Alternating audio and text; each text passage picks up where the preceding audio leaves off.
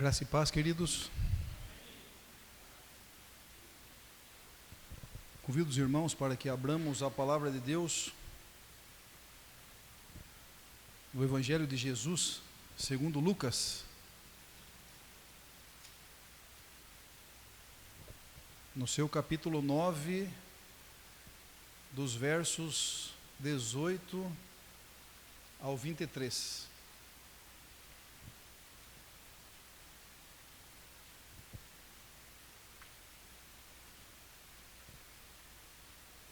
Lucas, capítulo 9, versos 18 até o verso 23. Convido os irmãos para que todos nós juntos leiamos o texto. Estando ele orando à parte, achavam-se presentes os discípulos, a quem perguntou: Quem dizem as multidões que sou eu? Responderam eles: João Batista, mas outros, Elias, e ainda outros dizem que ressurgiu um dos antigos profetas. Mas vós, perguntou ele, quem dizeis que eu sou? Então falou Pedro e disse: És o Cristo de Deus. Ele, porém, advertindo-os, mandou que a ninguém declarassem tal coisa, dizendo: É necessário que o Filho do Homem sofra muitas coisas, seja rejeitado pelos anciãos, pelos principais sacerdotes e pelos escribas, seja morto e no terceiro dia ressuscite. Dizia a todos: Se alguém quer vir após mim, a si mesmo se negue, dia a dia tome a sua cruz e siga-me. Curvemos nossas cabeças e oremos. Amado Pai, nós te louvamos, te agradecemos e te glorificamos, ó Senhor, por esta rica oportunidade de mais uma vez neste dia estarmos reunidos com os irmãos, em comunhão com os irmãos, em comunhão contigo, ó Pai. Na certeza de que todos os atos praticados aqui nesta noite, ó Pai, na mediação de Jesus, receba, ó Senhor, como um aroma agradável a Ti.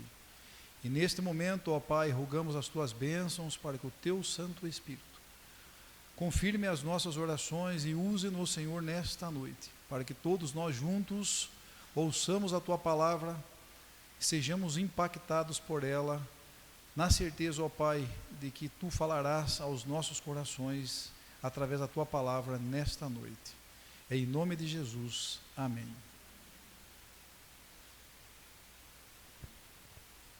Queridos, esse texto é uma espécie de linha divisória aqui no livro do Evangelho de Jesus, conforme Lucas. Assim como uma porta tem uma dobradiça, é como se nós dobrássemos e dividíssemos o livro até esse ponto, e a partir desse ponto. Até aqui Jesus já havia dito que ele era o Messias, e a partir de agora ele começa a mostrar aos discípulos o propósito da vida. Ele fala aos discípulos a respeito da cruz e rumo a Jerusalém, onde então seria crucificado, como um rei caminhando para a coroação.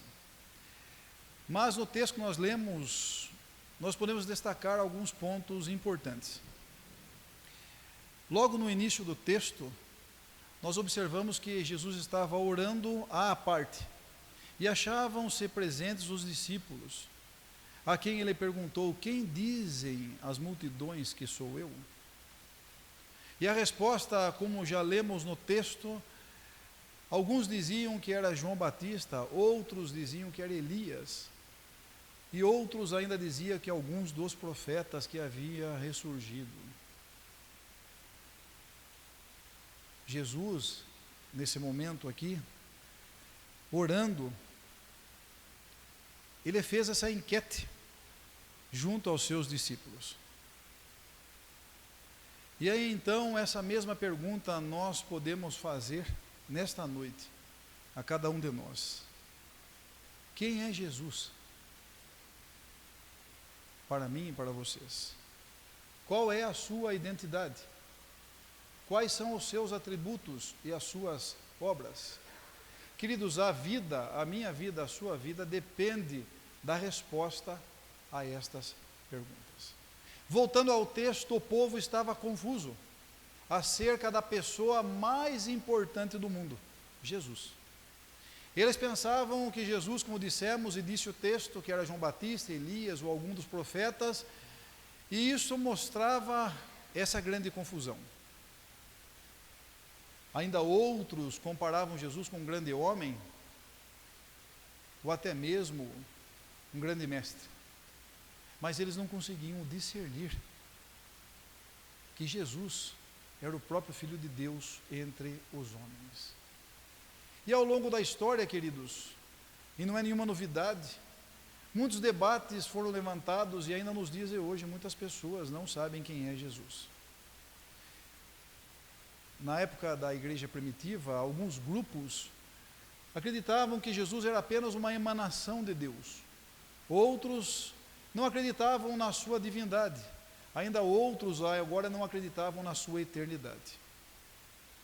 Haviam muitos que acreditavam que Jesus era sim um mediador, mas não o mediador entre Deus e os homens. Outros pensavam que Jesus era apenas um espírito iluminado, mas não Jesus o Salvador. E queridos, assim como naqueles dias, e ainda nos dias de hoje, muitos escarnecem de Jesus, não sabendo realmente quem Ele é. Certamente os irmãos já ouviram alguém dizendo que Jesus era um homem comum, que se casou com Maria Madalena, teve filhos, e que era um embriagado nas festas, através do vinho. Os inimigos de Cristo dizem isso.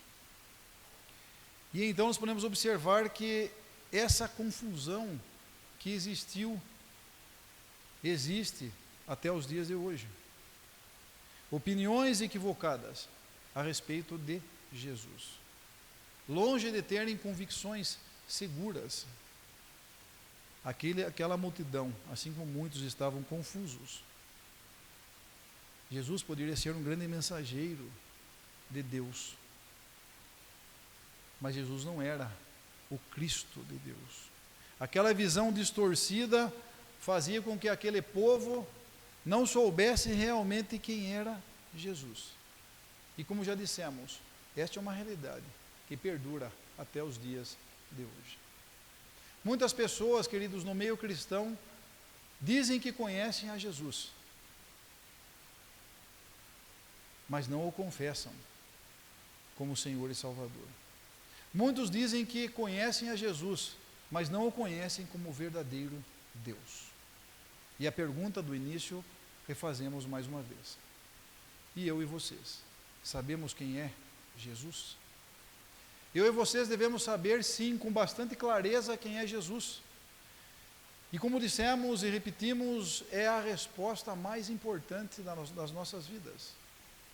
A vida, a morte e a ressurreição de Jesus, bem como a sua obra expiatória, não são assuntos paralelos, secundários ou laterais, mas é a própria essência do cristianismo.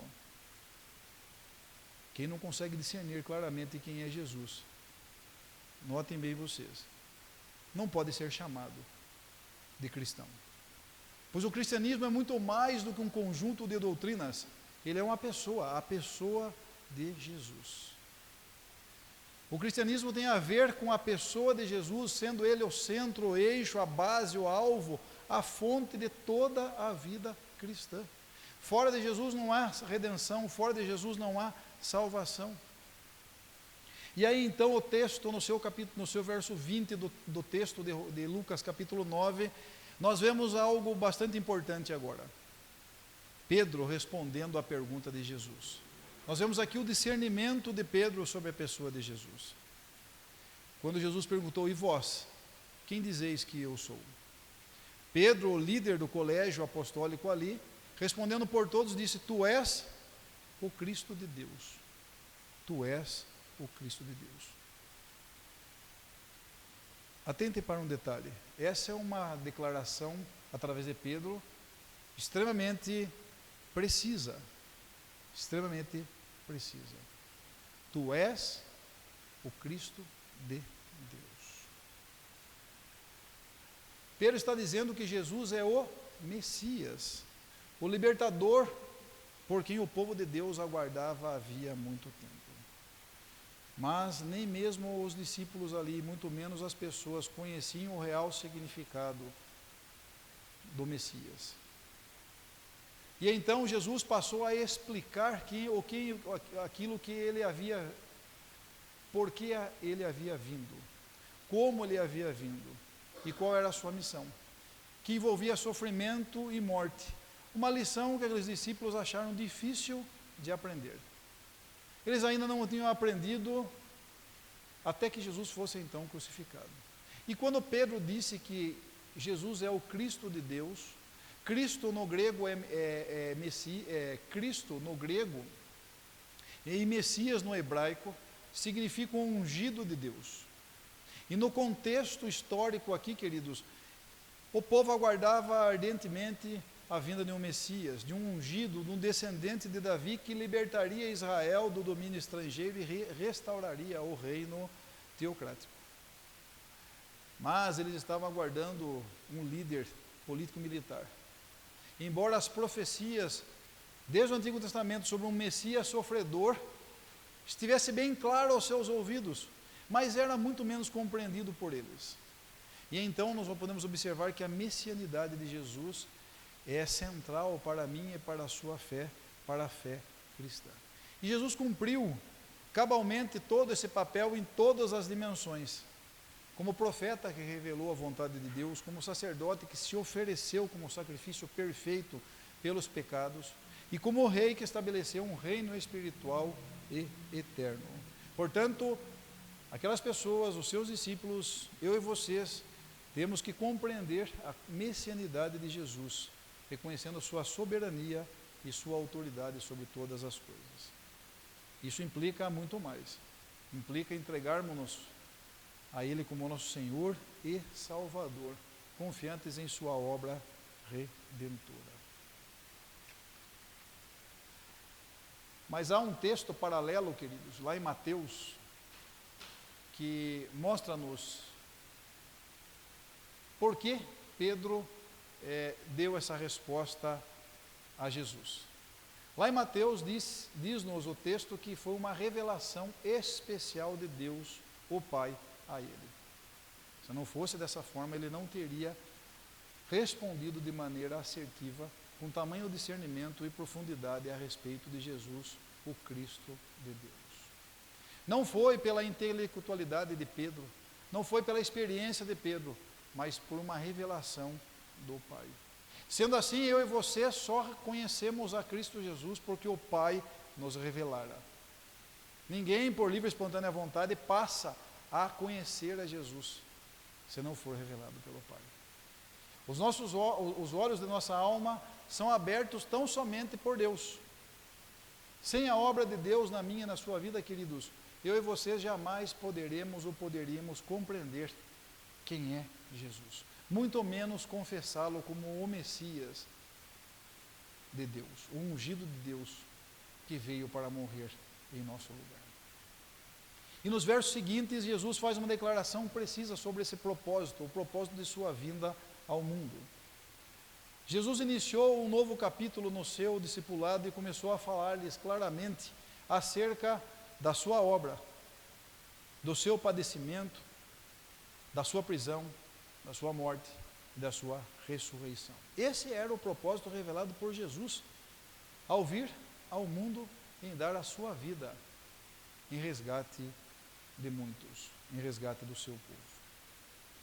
Queridos, certamente nenhum de vocês ouviu ser dito que Jesus é o primeiro mártir.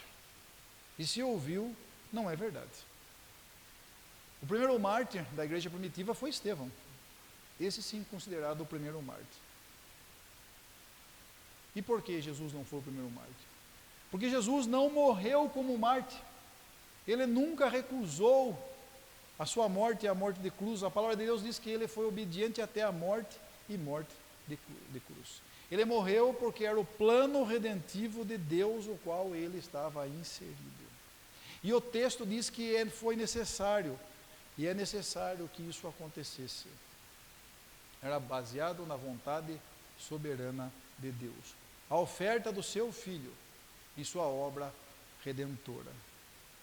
Jesus deixa claro que o seu sofrimento não foi uma agenda a qual pegou Deus de surpresa, muito menos um acidente, e sim uma necessidade imperativa, uma ordem divina. A cruz não pode ser evitada. O diabo quis evitar, muitos quiseram evitar. Pedro chamou a atenção de Jesus como se pudesse, mas a cruz era a sua vocação. Lucas diz, é necessário que isso aconteça. A necessidade de sua morte na cruz. A necessidade de que o Filho do Homem viesse, fosse crucificado, morresse e ressuscitasse, trazendo redenção ao seu povo, reconciliação e salvação aos pecadores. Queridos, a messianidade de Jesus significa que ele é o cumprimento de todas as promessas divinas. O Rei ungido de Deus, o Salvador que estabelece um novo pacto, um reino espiritual, o sumo sacerdote que ofereceu o sacrifício perfeito, o mediador entre Deus e o homem, aquele que trouxe a redenção, a reconciliação e a justificação através da sua vida, morte e ressurreição. Jesus pagou um preço que eu e vocês não poderíamos pagar. E foi um preço altíssimo. Foi o seu sangue derramado naquela maldita e rude cruz. Jesus então, na sequência dos versos, agora ele começa a apontar as exigências de Deus para os discípulos. Ele já havia dito a natureza do seu caminho e que foram padronizados de acordo com quem ele era e onde ele estava indo. Esse texto é o texto que antecede muito pouco a caminhada até Jerusalém, até o Gólgota, até onde ele foi crucificado. E então Jesus agora aqui passa a exigir de seus seguidores espírito de renúncia e de sacrifício. Jesus nunca disse a ninguém que o caminho seria fácil. Diversos textos mostram e apontam-nos isso. Porque a porta é estreita e apertado o caminho. No mundo tereis diversas aflições. Jesus nunca amenizou, mas ele ofereceu no final a glória. E o discipulado, queridos, é uma proposta oferecida a todos indistintamente. O texto diz que Jesus expressava-se e comunicava-se não somente aos discípulos. O texto diz no verso 23, dizia a todos: se alguém quer vir após mim, a si mesmo se negue, dia a dia tome a sua cruz e siga-me. Verso 23 de Lucas capítulo 9. Ele não se dirigiu apenas aos discípulos, mas a toda a multidão. Aqui nós observamos que esse convite não estava elitizado, não era apenas para um pequeno grupo, mas para todos quantos quiserem seguir a Jesus. Jesus chama para si aquela multidão de uma forma fervorosa, de uma exortação que segue tão importante a todos e que apontava para algo crucial: vida ou morte, vida eterna ou oposição e morte eterna às pessoas. Mas o verdadeiro discípulo de Jesus, ele conhece o desafio do discipulado. Queridos, chamo a atenção de vocês para algo bastante interessante e tão simples. Jesus não procura e não tem seguidores. Ele tem discípulos. Discípulos. Da mesma forma que ele ordenou à sua igreja, ide e fazei discípulos, e não admiradores, e não seguidores. Em meio àquela multidão, muitos eram apenas seguidores, apenas admiradores, mas não eram discípulos, não seguiam e não estavam dispostos a seguirem a Jesus. E então nós vemos um convite pessoal de Jesus a todos. Se alguém É pessoal, queridos. E esse convite é feito até os dias de hoje e sempre será feito, através da palavra de Deus, através do nosso Senhor e Salvador Jesus. Se alguém quer vir após mim, nós vemos que Deus não violenta a vontade de ninguém, pois o homem tem a sua responsabilidade humana também. E aí então nós observamos numa parábola dita por Jesus, a primeira delas, quando nós podemos observar 4 tipos de ouvintes: aqueles endurecidos, aqueles superficiais, aqueles que eram ocupados, mas um grupo era aqueles que eram os receptivos. Queridos, é preciso uma disposição de seguir a Jesus. Muitos querem apenas levar vantagem com Jesus. Muitos querem apenas o glamour do Evangelho, mas não querem a cruz. Querem aquilo que Jesus pode lhes dar, assim como aquelas multidões o seguiam pelo alimento e pelos milagres, mas não queriam renunciar nada. Muitos querem prosperidade, e isso nós vemos nos dias de hoje. Querem saúde, mas não querem arrependimento. Querem ter um paraíso aqui na terra, mas não querem bem-aventurança no céu. E é interessante, queridos, que 2 parábolas contadas por Jesus mostram-nos que eu e vocês devemos calcular o custo do discipulado. Jesus, lá em Lucas, ainda no capítulo 14, quando a grande multidão acompanhava-o, ele disse que alguém querendo fazer uma construção, construir uma torre, primeiro não se assenta para calcular a despesa e verificar se tem os meios para concluir aquela obra. Para que não venha suceder que, lançando os alicerces, não possa acabar e todos venham a zombar dele. E na sequência, Cristo fala de um rei que, indo para combater com outro rei, primeiro ele não se assenta para calcular o número do seu exército contra um número muito maior do exército inimigo. Seria melhor enviar-lhe em embaixada um pedido de condições de paz.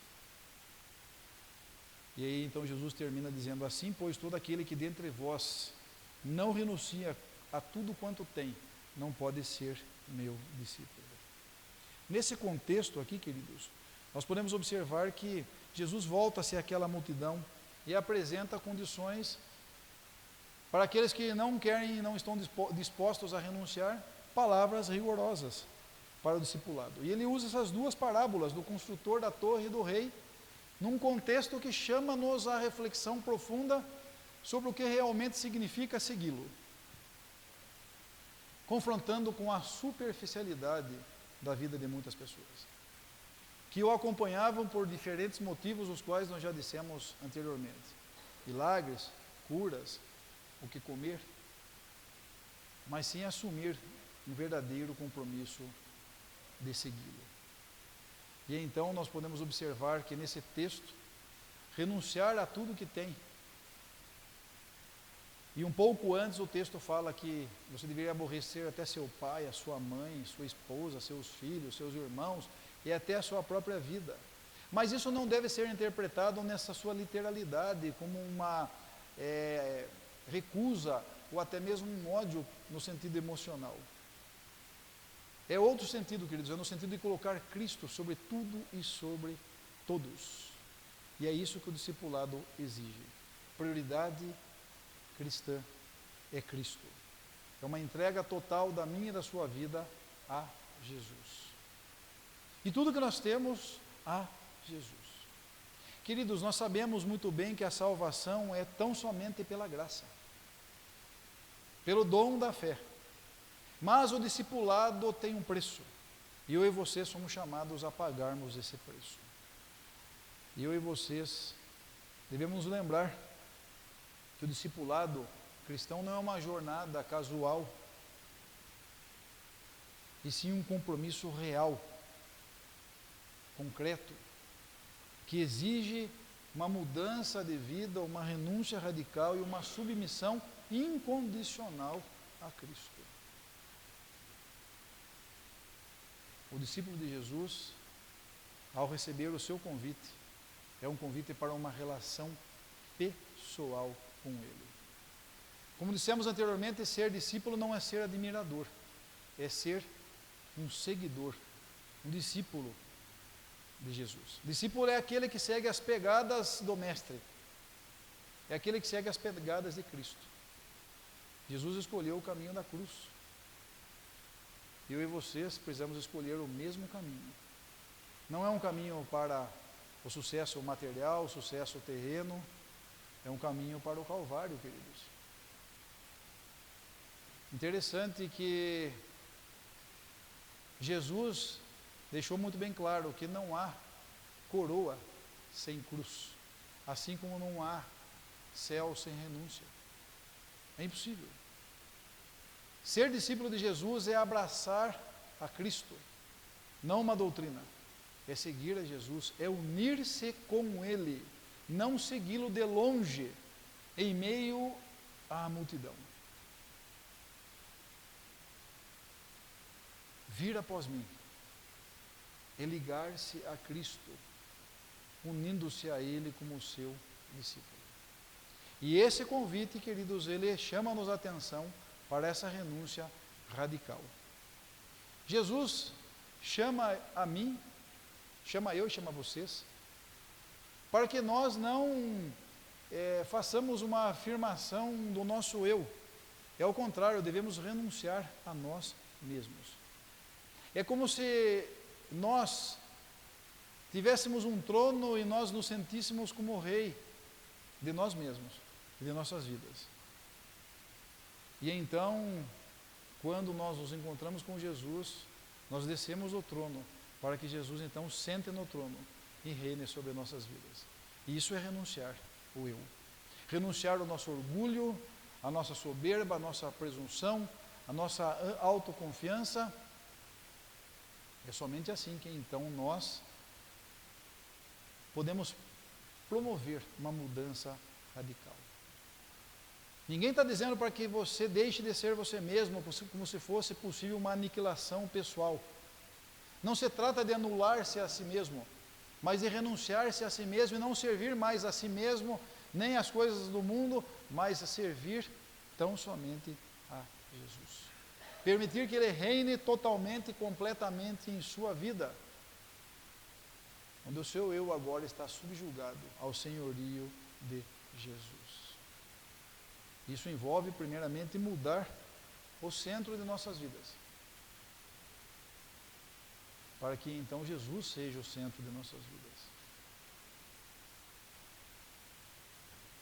E aí então nós podemos fazer uma reflexão e nos perguntarmos: Jesus é o centro da minha vida? Jesus é o centro da sua vida? Você tem trocado Jesus por alguma coisa? Quem é que senta no trono da sua vida?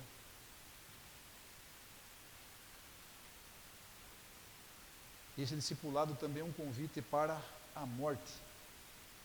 Tomar a cruz é abraçar a morte. Esse dispor a passar por uma via dolorosa é escolher o caminho do sacrifício. Notem bem vocês. Alguém pode dizer: nossa, como é difícil então ser cristão. Os mandamentos de Jesus nunca foram e nunca são penosos. Muito pelo contrário. Um condenado, quando vai caminhando para a morte, ele o faz por coação. Ele é obrigado a caminhar até a morte. Mas o discípulo de Jesus caminha de boa vontade.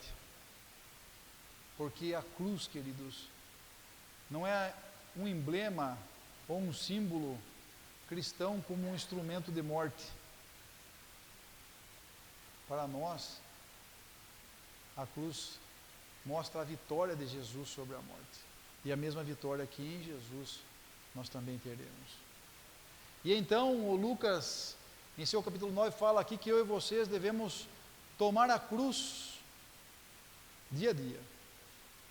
Eu e vocês somos entregues à morte diariamente. Assim como Jesus foi levado como uma ovelha muda para o matadouro, eu e vocês também somos e estamos carimbados para morrermos dia após dia em nossa vida. Queridos, essa cruz, eu e vocês que temos que carregá-la. Eu não posso pedir para que alguém carregue em meu lugar, e nem vocês podem pedir. Essa cruz é pessoal. Eu e vocês devemos tomá-la, e carregá-la, e levá-la. Mas nós não podemos transferir a cruz, dizendo que essa cruz na minha e na sua vida é uma doença, é um inimigo, é uma fraqueza, é uma dor, é um problema de relacionamento. Não, essa cruz fala de uma morte para nós mesmos. Fala da nossa disposição de morrermos para nós mesmos. Morrer para nós mesmos é morrer para o mundo. De uma mudança de mente, de uma mudança de disposições, de prazeres e de deleites. É muito mais do que isso, é morrer para os pecados. É como se eu e vocês agora tivéssemos um atestado de óbito espiritual. Nós morremos para o pecado. Nós morremos para o pecado. E o discipulado, queridos, também é um convite para essa caminhada com Cristo Jesus. Seguir a Jesus é algo tão sublime e tão dinâmico na minha e na sua vida. É um desafio que Jesus nos faz. Mas além de um desafio, é uma exigência dele. Para que eu e vocês caminhemos. Quando ele diz, se alguém quer vir após mim, tome a sua cruz. Negue-se a si mesmo. E então, siga-me. Ninguém vai seguir a Jesus se não negar a si mesmo e não tomar a sua cruz. Não dá para pular uma etapa. Nós só chegamos ou chegaremos até o ponto de caminharmos com Jesus depois que nós negamos a nós mesmos, depois que nós carregamos a nossa cruz e então nós passamos a segui-lo. E isso faz com que nós demonstremos tudo isso em nossas vidas, nesse caminhar, através de coisas bem simples, queridos. Através de nossas escolhas, decisões, propósitos, sonhos e realizações. Seguir a Cristo é imitá-lo. Seguir a Cristo é fazer o que Ele faria em nosso lugar. É amar o que Ele ama. É aborrecer o que Ele aborrece. É ir para onde Ele iria. É viver na sua expectativa, na expectativa de Jesus. Portanto, esse ponto, queridos, da vida cristã, de seguir numa caminhada com Cristo, é um processo de nos conformarmos com Jesus através de sua morte. Queridos, tomar a cruz está intimamente ligado ao negue-se, como já dissemos anteriormente. Essa aqui é uma figura usada por Jesus como se fosse de um condenado carregando o seu próprio instrumento de execução para o local da pena a qual será aplicada. Mas para nós, no final, não é morte. Nunca será. Nós não desejamos fugir. Certamente um condenado desejaria, e se pudesse, ele fugiria com todas as suas forças para muito longe, no intuito de escapar da sua condenação final. Nós, pelo contrário, nós caminhamos com Cristo e queremos estar cada dia mais próximo, combatendo o bom combate, tomando a cruz, aceitando irremediavelmente qualquer circunstância da vida, seja ela de aflição, de tribulação, até mesmo de dor ou vergonha, ou até mesmo perseguição. Tudo isso nós faremos por conta, por causa e por Cristo. Queridos, Lucas, em seu capítulo 9, traz-nos esse convite tão desafiador, mas libertador. Nós somos chamados para um discipulado vivo, completo, autêntico, onde a renúncia do eu transfere para a nossa caminhada com Jesus, mesmo em meio às dificuldades. de forma que nós nos identificamos com Cristo. Ao abraçarmos essa jornada de abnegação diária, eu e vocês nós encontramos o verdadeiro propósito da vida, que é de seguir a Jesus. E é então, queridos, para nós concluirmos esse texto e a profundidade da qual nós ouvimos até esse ponto, convido os irmãos para buscarem suas ideias, para ver se todos lembram-se ou conhecem um grupo, um movimento chamado de Os Legendários. Acredito que todos conhecem. É um grupo de um movimento que busca a transformação de homens, de famílias, de comunidades, por meio de experiências que levam esses homens a encontrar uma melhor versão de si mesmos e um novo potencial. De acordo com eles, é devolver este homem à sua família como um herói, transformado.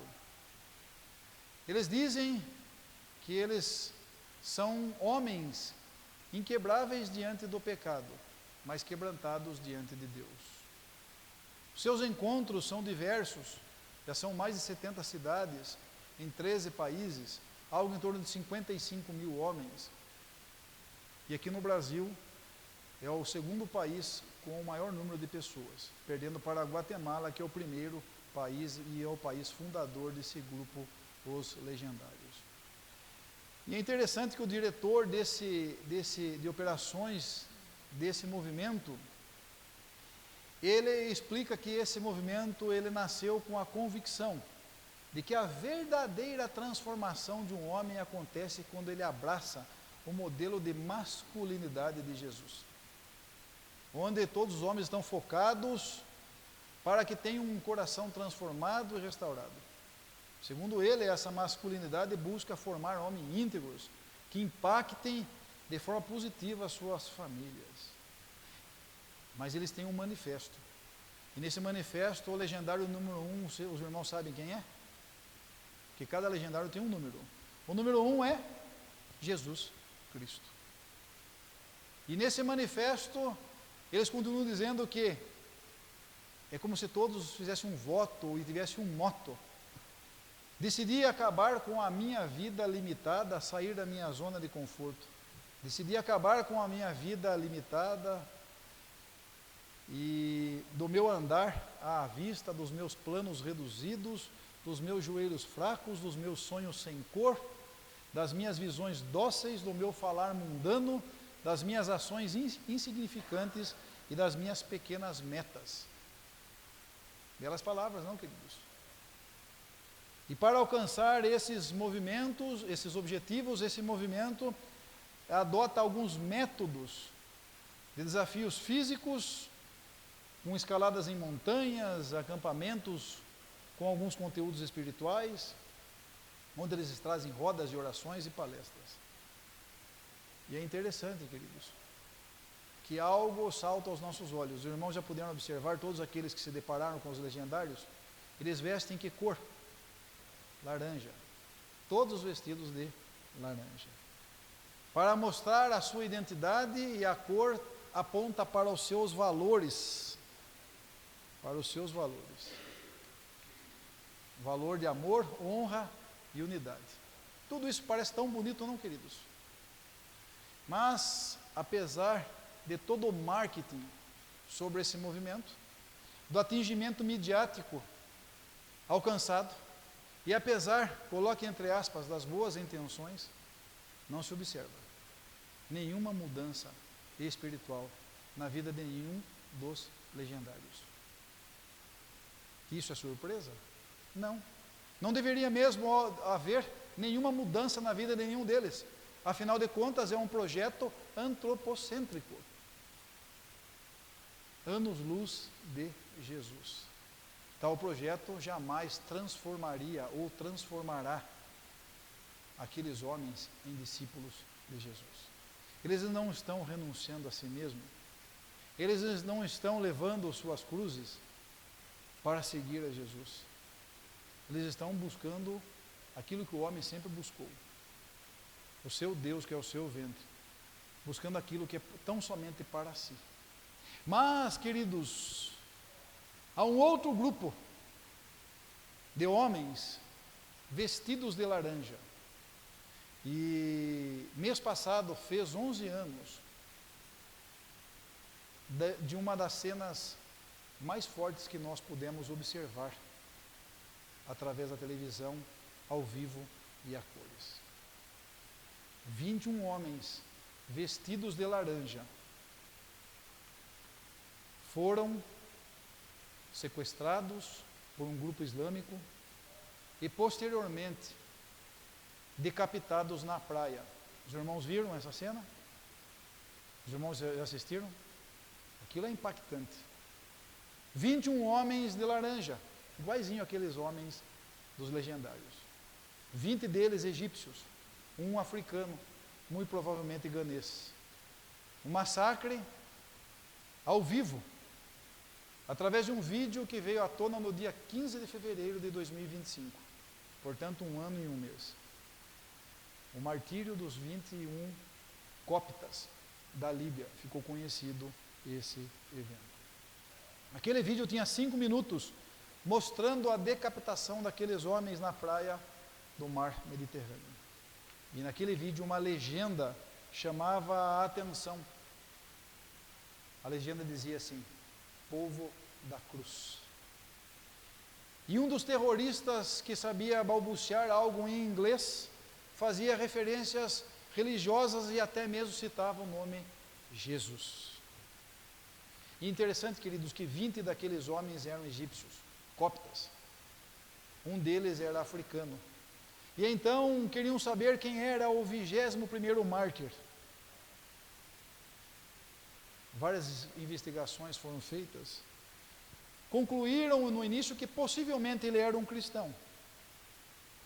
Porque notem bem vocês, queridos, porque aqueles homens foram mortos. Porque eles eram cristãos. E porque eles não negaram a Jesus. Naquele momento bastava eles negarem a Jesus e eles seriam livres. Mas em momento algum aqueles homens, e quem viu o vídeo pôde observar no semblante daqueles homens, resolutos, como que caminhando na certeza de que a vida não acabaria ali. Uma plena convicção de que não adiantaria nada negar a Jesus.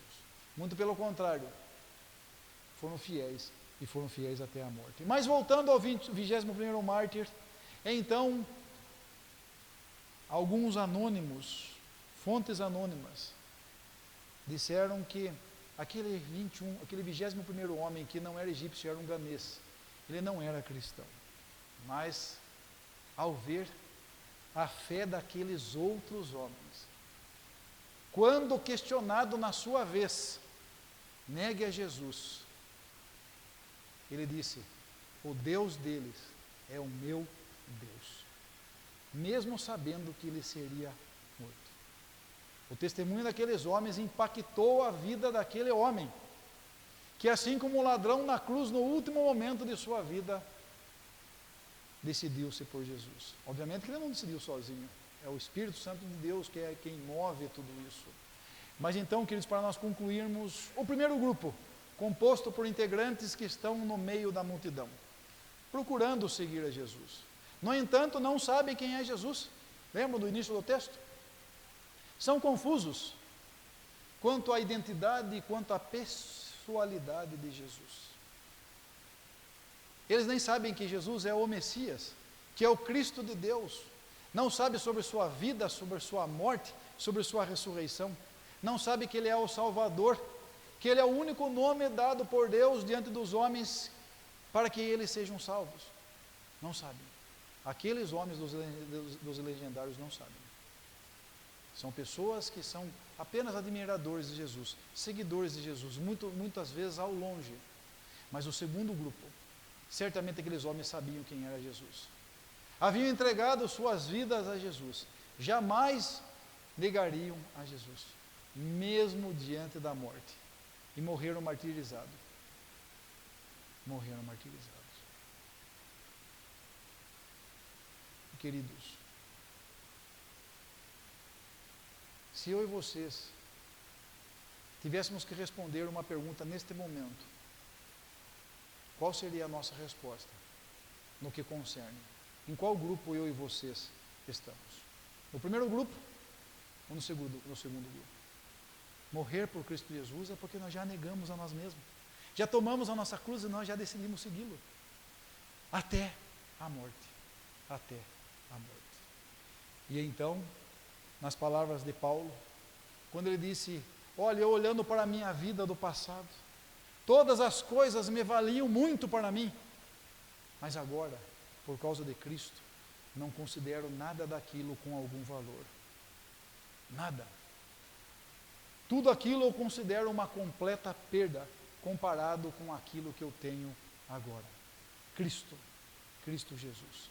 Joguei tudo fora como se fosse lixo, a fim de ganhar a Cristo Jesus.